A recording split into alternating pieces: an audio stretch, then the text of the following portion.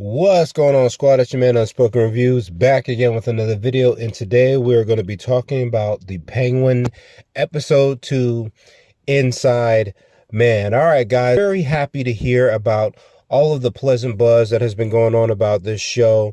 The success of this series and the way it has started out has been something that has been happy for me to hear. I think the show has been amazing so far. I know it's only been 2 episodes in, but after that first episode, I was very glad to see certain things in television that I haven't seen in a very long time. The respect that the developers of the show have put in and the respect that it has given the audience. And I like that things that we usually have come to expect with the woke mob and the agenda that is often pushed in television today has not been seen in this show. It has done a great job of picking up right where the movie The Batman left off. And Colin Farrell has been amazing in this character. He has done a great job. The prosthetic has been amazing, but not just that, but also how he's embodied this character and made it his own. The way that he's been able to switch up and interact with different characters in the show just goes to show how much that Colin Farrell has been slept on, and I'm very glad to see that he's getting his just dues with this show. And I have just been in awe, and I cannot wait to see where this show goes from here. I'm glad about the way we get to see the way Gotham is in this series, and the way that little things that we often tend to overlook with the city of Gotham, and the way that we see the Batman and the way the things that go on around him, and how this character cannot always be around to see every little thing, and how sometimes the small things lead to the big things in which the Dark Knight has to deal with. And I'm glad we're kind of getting that in this series, guys. All right, so I definitely liked episode 2. It does a great job of maintaining that momentum that episode 1 left behind. We get some pretty decent character development with not just Oz but also other characters around him, with Sophia. And even though it is only very minor, it's also with Victor as well, and I'll talk about that and how I like the way his character is portrayed. And what I saw in this episode, the audience is very treated, like I said, with respect, but also not treated like idiots. It's something that I've noticed a lot in television today, where we'll sometimes see things and those things have to be oversimplified. And we'll talk about it as we go along with the review. So without further ado, let's get into it.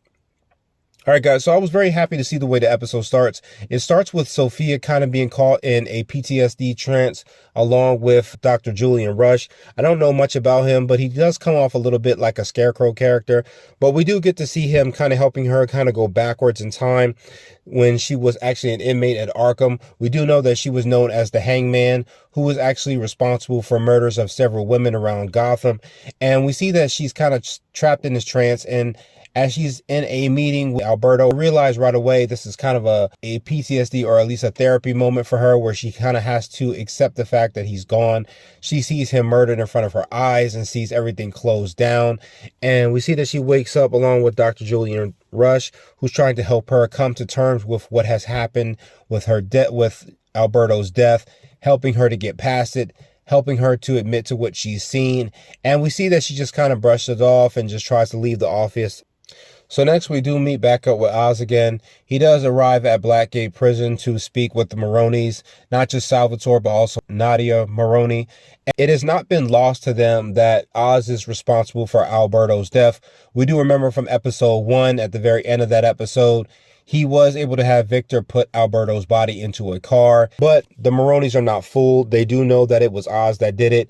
However, Oz does flip it and tell them that it has done them some justice by helping them gain some respect on the streets. Oz is able to flip the situation and tell them that it would be in their best interest to keep the story going that way, so that Maroni does not lose his respect for Alberto's death. Sal does not really see a reason to be working with Oz, but Oz does constantly push it that he knows that this shipment is coming through and that it would be in everyone's best interest if they stay working together. So Sal does admit that he's willing to hold on to the respect that he's gained from Alberto's death, as long as Oz helps him get control of the drops and the product from the Falcone family. Oz does agree to it. However, they do allow one of their own, a gentleman named Arvad, to work with him and to run point on the plan, so that way they can get a hold of the product and they have someone that they trust on the inside to make sure the job gets done. So the plan starts off going off pretty good. Oz is getting everybody in position, But as this is going down, it turns out Johnny Vito ends up ruining the plan. Johnny Vito is actually one of the members of the family, and it turns out that he ends up telling Oz that he has to ride in the truck because that is what usually happens when they do movements like that. So Oz does concede and he gets into the truck, which he's not supposed to be in. He's actually supposed to be in the follow car, so that way he's out of harm's way when Maroni's people attack the truck. So as we're going through, Oz does kind of make some moves where he's able to get deeper inside the truck, so he's in a protective state. Maroni's people end up lighting up the truck, and he ends up killing the other people that are inside the truck in order to maintain his innocence so nobody knows that he's responsible.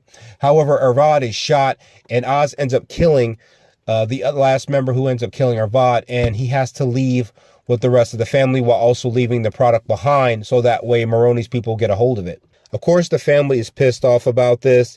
However, Sophia is actually able to piece together that the only way that this would have been possible is if someone on the inside was feeding the Maronis information about their product shipment. Sophia is constantly pushing the issue that something needs to happen about this, but Luca, who is now actually the head of the family, is telling her to stand down. So Oz does try to talk to Sophia in an attempt to get her to side with him in order to help her run the family. He tries to butter her up, telling her that the men inside that room don't exactly know what's in the best interest of the family, and tells her that if she decides to make a decision, he has access to Alberto's drugs and that shipment, and that he's willing to work with her to help her be in a position where she can now run the family. However, Sophia's not going for it. She does not exactly trust Oz and tells him that he looks desperate and foolish and that there's no reason for her to trust him. However, Oz tells her that this is not about her owing him. It's about him owing her something. I did notice that something did happen in this episode, whereas both Victor and Oz are walking through the streets, Victor does look at a missing sign. I was trying to understand exactly what that meant, and this is one of the things that I did like when I say that this show does not oversimplify. It's something that I've noticed a lot with television shows where sometimes characters will do a certain thing or look at a certain thing. And sometimes television shows try to do this thing where the writers will try to write in exactly what we need to know about what a character is either experiencing or what they look at. And this show didn't do that at this moment. He's actually just looking at this sign and it says missing. And it says last seen before the flood. And it's kind of interesting because you see all these different faces on this board or on this telephone pole. And you kind of trying to figure out what's he thinking, but I couldn't figure out whether or not he lost somebody or he lost multiple people or if there was something about this personally that affected him. But the show doesn't tell you that. And I actually kind of like that because it creates more mystery around Victor, because he's not a character that we know yet. He's just a character that has fallen in with the Penguin. And as we know, he has his own goals and ambitions, but the show has not exactly told us what they are yet. And him looking at that telephone pole kind of makes me wonder, what exactly did he go through that is infecting him, that's making him want to work with Oz going forward? So Oz does make a plan that he may have to sacrifice someone, put someone on the inside to take the heat off of him, because he does realize that as he goes further and he continues this on, he's going to be very hard for him to keep his involvement to a minimum where people are not seeing him as the guilty party. Next, we do get a scene where Sophia is with her driver or her right-hand man, and I like that we're hearing more news about Gotham that we didn't hear before. This is something that is very minimum that I really liked in the show, that it has been doing a great job of. It has been doing a great job of making sure that the things that are broad going on in the city are kept to a minimum, so that way we can focus on the characters and the immediate characters that are in this show. Because I know that during the news article, it's talking about the destruction that the Riddler left with the flooding of the city, as well as the fact that several Arkham prisoners have been released from Arkham, giving the situation that has happened. Of which of those is actually Sophia, who is known as the Hangman. And we actually find out that she killed multiple people and that she's someone that we don't really want out on the streets. And I like that the show is telling us without explaining, because sometimes when we're watching a show like this, the first thing that we're all thinking about is, where's Batman? How come Batman's not making any moves? Well, with everything that is probably going on in the city after the events of the Batman film, it's less likely that Batman will be completely enamored with just this one thing of what's going on with the Falcone family, right? To him, the leader, Carmine Falcone, is now dead. So there's really no reason to be worried about the Falcone family just yet, because they haven't done anything that has stood out to where the Batman's attention is needed just yet. Right now, with everything that is going on, and with several Arkham prisoners running the streets, Batman's going to be needed to help keep whatever order he can with the most important thing possible. And I like that the show kind of hinted at that without exactly telling us what it is. The other thing that it did was it told us that there are several people out there now that weren't out there before that could probably have an impact on the city of Gotham going forward with the new Batman film, and as well as what happens in the next few episodes of The Penguin. And I thought that was pretty cool doing that in such a minor way. Also, another thing that I did like, that we did get some more backstory on Oz, where he talks about how he did once work for this guy named Pinchy when he was his driver for quite a while. And it's kind of like a small little backstory into how Oz got to working for the Falcone family in the first place. And it turns out that once Pinchy kind of screwed up a lot with the Falcone family, Carmine ends up having him killed, and he ends up bringing Oz on, recognizing the hard work he did. I also like the story about how he didn't know how to drive. He had to learn how to drive within about 3 days. He ends up stealing a car, practicing, and then ends up getting the job. It kind of will go hand to hand in what happens at the end of the episode, but we'll get to that later on down the line at the very end of the review. So at the same time, Sophia does end up meeting with the detective in order for them to find out about if anyone survived the shooting that did happen during the shipment transfer. This detective actually did work with the Falcone family for a little while, and that he did have an addiction to drops, and she uses those as well as a wad of cash to get him involved in helping them out. It's something that I also like, how we get to see some of the corruption with the police officers that go on in Gotham. We do know that there are a lot of crooked cops in Gotham, and I'm glad this show is not skipping out on that. Also, this is another thing what I meant about the simplifications. There's this moment here where Oz has invited all these girls to this house, and they're all talking about everything what Oz is planning on doing. And it seems like everybody's on the up and up. But however, Victor does get a text message from a Granula, I believe, or a Gracilia, or somebody, I think of someone importance to him. And he looks at his phone and it says, "Where are you? Are you okay?" However, Victor doesn't say anything about the message. As a matter of fact, he just closes his phone and acts like he doesn't see it. And this is once again another thing where I like that this show does not try to oversimplify. We don't exactly know who this person is or why she's reaching out to him. Could it be a girlfriend? Could it be a mother? Could it be a grandmother, or aunt, or someone important to him? However, his ability to not answer that call makes me wonder, who is this person and what exactly is Victor's ambition and motives? But I'm glad that the show is not just throwing these things in our faces.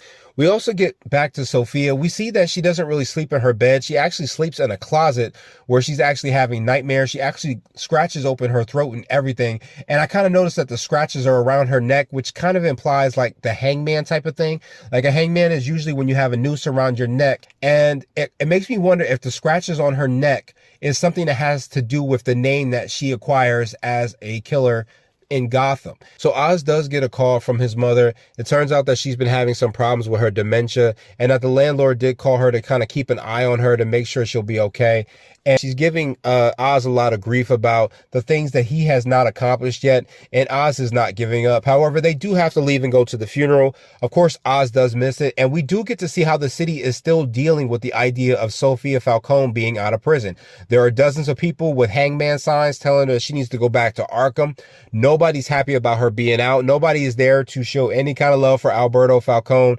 It all comes down to, the family grieving his loss. However, the people of Gotham are not happy about Sophia Falcone being out on the streets. Oz does talk to her, and at first I thought, because I know he seems like he keeps his mother's life a secret, or her location a secret, but he does get into this story about how after his brother died, his mother fell into this level of grief.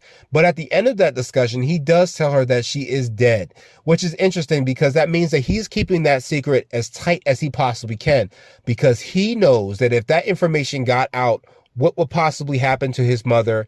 The detective that Sophia did hire ends up finding Ervad and ends up bringing him back to them in order to get the information out of him that they need to. It turns out he did survive the shooting and that the detective put him in the trunk of the car. So her right-hand man moves him down into the basement in order to interrogate him and figure out exactly what happened that night. Nadia Maroney does meet with Oz. She does come at him about the failure of the shipment and the people that did die and the way that the situation did fail. And even though they got the product, it didn't work out the way they expected to, and she's prepared to kill Oz for his failure in the situation and how it has caused some heat for them. However, Oz does give them the evidence that he does have a Johnny Vitti. I did not know that that was Vitti in that picture that was responsible for having sex with Luca's wife. It turns out he's been smashing her for quite a while, and that it would cause a lot of problems if, you know, this was to get out. And that was initially Oz's plan, was to get that to Luca to cause a lot of disruption with the family. However, Luca was not really feeling it during the funeral, and he just left the funeral right away. So Nadia does keep that, and she does tell him that Arvad has been picked up by the detective, and if he doesn't want that information to get out about his involvement, he will take care of that situation as soon as possible. I did like the part where Sophia is kind of in the middle of the wake, and she's kind of sitting there. And as she's kind of standing in the area where all the people are that are gathered around the funeral, she's kind of listening to their whispers and the way that they're talking about her. And it made me kind of feel genuinely a little sad for her, but we do know that she is conniving. We do know that she is a bit of a monster, but it kind of makes you feel bad that even though she's trying to get out and possibly thinking that she will be seen as different now that she is out of Arkham, she is still looked at as that monster. And we kind of see that she leans into that a little bit when the way she starts eating the food, the way she's eating it barehanded and stuffing it in her mouth, and she's looking at everyone. And it kind of threw me off because I didn't know whether she was kind of hearing the voices or whether or not she was kind of mentally projecting. I was not sure of that, but I kind of like the way that she's dealing with the way people are looking at her like that. So Oz does show up at the house. He's trying to figure out how to get to Arvad. However, he does see that Sophia's right-hand man is guarding him. So I do like what he does next. He actually goes up to Vitti and Milo, and I like how he kind of acts like he's just leaning into the conversation. He's like, you know, it's all right. You don't have to stop talking. I already know. And they're like, what are you talking about? He's like, man, well, you could have told me. I could have brought that guy here. And they're just kind of lost exactly at what he's talking about. He said, oh, you got one of Maroni's people downstairs, but you got one of Sophia's people watching him. Like, I couldn't do it. It's all right. It's all right. It's bullshit. And he ends up just walking away. And I kind of like that about Oz. I like how he can play it so smooth and so conniving that people are just kind of like drawn into the conversation, even though they know that this dude is like a snake in the grass. The way he delivers things makes them want to look into it. And I really like that. So of course the family do go look into what he's talking about, during which we do get another scene with Sophia. And this kind of broke my heart a little bit, but it was also kind of another scene where as Sophia is talking to a friend of hers, or at least a cousin that she does know of the family, she comes and she's kind of being warm at first. I believe her name is Carla, and she's being warm at first and telling her how they need to go to Italy, how they used to have these old memories of these old, you know, horny French guys or Italian guys that used to try to talk to them. And at first it seems that it's kind of like a very positive interaction between a family member. However, when her daughter Gia does come up, you know, Sophia kind of gets down to try to be kind to her and talk to her. But as soon as she gets close to her like that, Carla immediately grabs her daughter and keeps her very close and looks at Sophia with this very frightened look or very nervous look. Sophia doesn't miss this, and the look between them is almost like you could cut it with like a knife through butter, man. It was so tense. And when her something's wrong with her pen, she tries to say, oh, I got it, but Sophia's like, no, I can handle it. And she fixes it, and you can just tell it's, even though people are trying to act like they respect her, even in the family, they're treating her like she's a deranged monster that can't be trusted. And I was kind of just thrown back at this, at like, you know, you shouldn't have just faked it. I understood if Carla was a little worried about Sophia being around her daughter and just kind of wanted to get a feel for her. I couldn't blame a parent for feeling that way, knowing what your cousin got into. You might want to be like, look, let me just feel this person out, see how they act. I'm not exactly sure if I trust them around my kids or not, but I'm willing to extend a hand forward. that was something I feel like Sophia didn't kind of feel, which I think Carla was thinking. But I kind of felt like Carla should have came out and been like, look, I don't know if I fully trust you just yet, given everything that you've been through, but I'm willing to try. And if time goes forward, hey, look, this is my daughter, then maybe y'all could get to know each other and we'll see where things go from there. However, in a family like that, I still would not have my kids to do with anything. Listen, I'm a father myself, and I am a little protective about some of the people in my family, about them getting close to my kids. Parental nature, I just kind of felt like Carla should just kept it real from the gate instead of BSing around and making it look like she was being kind. Victor does try to plant the jewels in VD's car, that which was the plan that Oz had to help make him take the fall for things. However, Victor does get caught. He manages to get away without getting caught, which I kind of thought was funny. You know, Victor had some speed on him, man. He was gone. He was like, he's a runner, he's a track star. I was like, oh snap, man, he's out. So Oz does end up finding Arvad. After he's able to move everybody out of the room, he's able to stab and kill Arvad. His first plan, however, is to get him to try to say the name Johnny Viti no matter what happens. At first, Arvad does answer and says that he's willing to say the name. However, Victor does call Oz and tell him that he didn't get a chance to put the jewels in the car. So Oz does come up with the idea to just kill Arvad in order to protect himself. He does successfully kill him.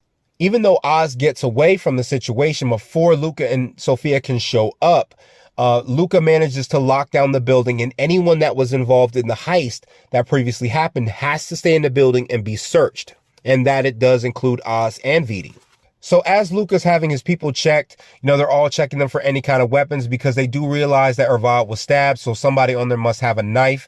So they are searching everyone, and Oz does pull the knife out of his pocket, and he manages to get into a scrap with Viti, trying to betray them that night.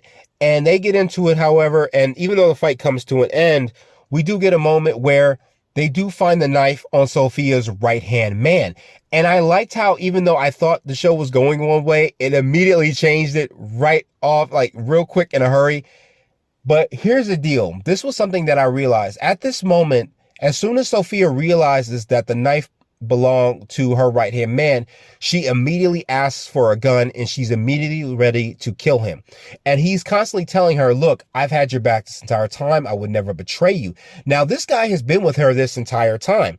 Anything that she's needed, he's brought forward for her with absolutely no hesitation, no problem. However, given the fact that Sophia is treated the way she is, because what most people would think is that Sophia would not kill him just like that. If she was willing to have Arvad interrogated and everything, despite his situation, I'm sure everybody was thinking, why doesn't she do the same with her first-hand man?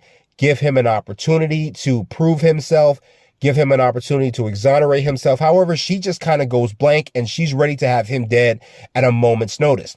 Despite the fact that it would look weird, the show did a great job of showing why she feels that way. The way people treat her in the show, the way her own family, the way people, random strangers, are talking about her, the type of weakness that people think that she has after Alberto's death, not to mention the grief that she's going through, puts her on edge to the point where she's not even thinking. She just wants a gun and she wants to kill him. Even though I felt like it would be kind of off and it made a complete sense if her character was more calm and cool, given the events that have taken place leading up to that, it made sense why she was willing to kill him. However, she doesn't do it. Luca ends up killing him. She's extremely pissed off that he did that. However, Luca thought he made the right call and that it had to happen. He does tell Sophia that she should leave for a little bit and go to Italy for a little while, which he does somewhat agree to. So next we do cut back to Oz and Victor. They are burying the bodies of Sophia's right-hand man as well as Arvad. They're burying him in a plot somewhere. And Victor tries to get out of the grave, and Oz does push him back inside and forces him to get down in the dirt with the dead bodies and tells him, look at that, because this is where you came close to tonight because of you screwing. This is where we both came close to because of your screw up. And I like how he talked about that everything that he ever was told by Carmine Falcone, he delivered without a second guess. And he said, if you're going to do this, you need to be completely dedicated to making it happen. Not just following the plan, but knowing how to alternate when the plan fails. I like how he came at him like that. It's almost like when he talks about what happens later, early in the episode, when he's talking about his time with Pinchy, how he earned a place with the Falcones. this is the kind of thing he's talking about, where you have to be able to respond at a moment's notice and get it done, even if the plan fails. And I like that he kind of reiterates this from earlier in the episode about how important it is to get it done right the first time and be able to fix it when it goes wrong. And that if it goes wrong again, this is where you're going to be buried. I really like that Oz drove this home for Victor, so that way we understand how his character will evolve going forward. So we do get a call from Sophia. She does call Oz and tell him to come to the burial area for the Falcones. And Sophia does decide that she's tired of taking orders from the old men that are running that family, and that her and Alberto actually had a plan to run the family together, that his new shipment would come in and that the two of them would overtake the family and run it as a unit. However, she does realize that because Oz is completely underestimated and the way he has moved thus far to be shown as trustworthy, she decides to bring him in, and Oz is all on board with that plan. So guys, that was episode 2. I definitely liked it. It was definitely a good episode. I like how this episode shows Oz getting into these situations and how he gets out of it. But also, I just love the character development of Sophia. The actress is killing it in this episode. Her character makes sense to me. The things that she's going through, the way, like, it felt like this was a heavy episode that gave her more opportunity to shine. I did hear that she was going to kind of steal the show a little bit from Colin Farrell. However, I'm not mad about it. Her character makes sense for where she's at. I like that we're getting an idea of how Arkham patients are moving in Gotham, the way that they're being treated, how some of them might end up just turning back to crime because of the way they're treated. You know, I'm not sitting here saying that we should just forget everything a criminal does, but it does make sense about how society treats these kind of people when they have done these heinous acts. And seeing Sophia treated like that, it just constantly pushes her down the rabbit hole, and I can't wait to see where she ends up, because sooner or later she's gonna find out that Oz has been responsible for everything, and I can't wait to see how Oz is constantly getting himself out of it, and I can't wait to see when that situation comes to a head. I hope you guys enjoyed the episode. I hope you guys enjoyed the review. Hit that like button, hit that subscribe button, and I will see you guys in the next one. Later.